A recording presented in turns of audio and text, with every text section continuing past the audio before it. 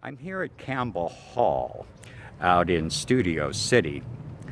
Today we have candidates who are standing for election to become our next bishop within the Diocese of Los Angeles.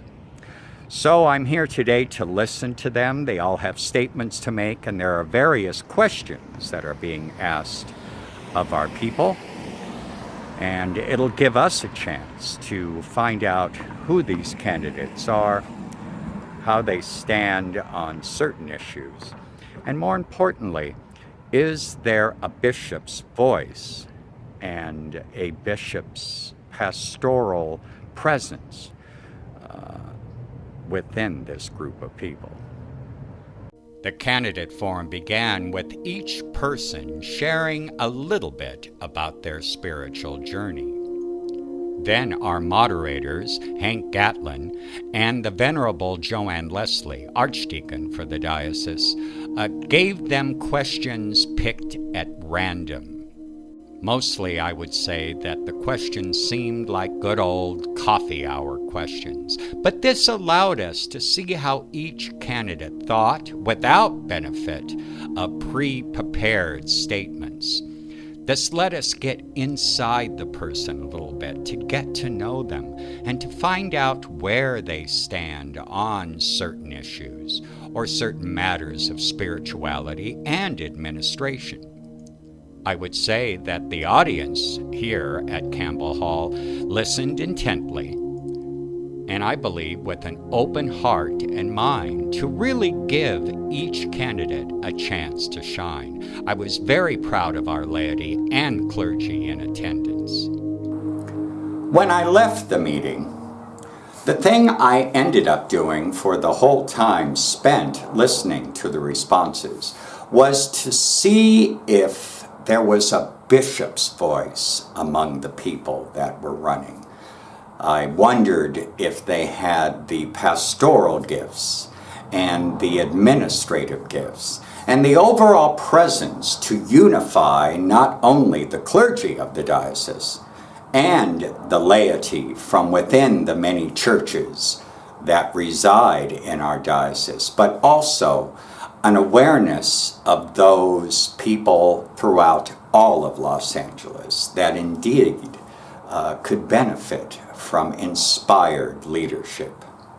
Not only did I want to hear if there was a bishop's voice among the candidates that we saw, I wanted to see if there was a bishop for the Diocese of Los Angeles.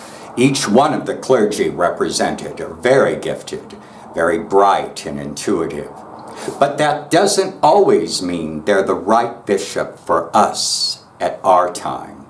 So these two things will go into my discernment process as we head to our diocesan convention this December out in Ontario, California. Last month, I said that I was going to participate in a service held at our local Roman Catholic Church, a yearly celebration of Korean martyrs. I was invited by their deacon to participate, mainly by playing in the band. But also he asked would I be interested in standing at the altar during the Eucharistic prayer, which I thought a great ecumenical opportunity. Of course, I said yes. But something else happened that day. So we had the rehearsal, everything is set.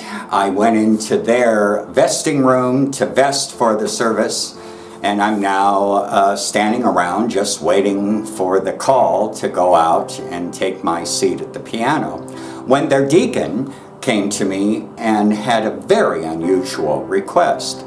He said that one of the deacons that was supposed to arrive wasn't there, and would I consider being the deacon at that service?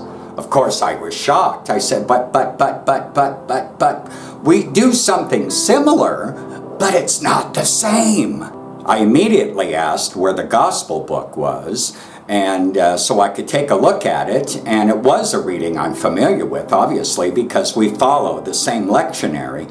But of course, they use a different translation. I believe they used the St. Joseph's edition. So I'm quickly going through the reading for that day, noticing a few different words and different phrases, but I thought, okay, I can get through it. Other than that, I had absolutely no idea what I was doing. I was being fed directions by the priest I was serving with, and I'll tell you, I have never been so nervous in my life. I have not been to a Roman Catholic service in many, many, many years since my nephew received his first communion. And I hadn't served at the altar of a Roman Catholic church since I was about 14 years old. And I have a feeling things have changed since then. But I must recount this story. There I was waiting to start the procession.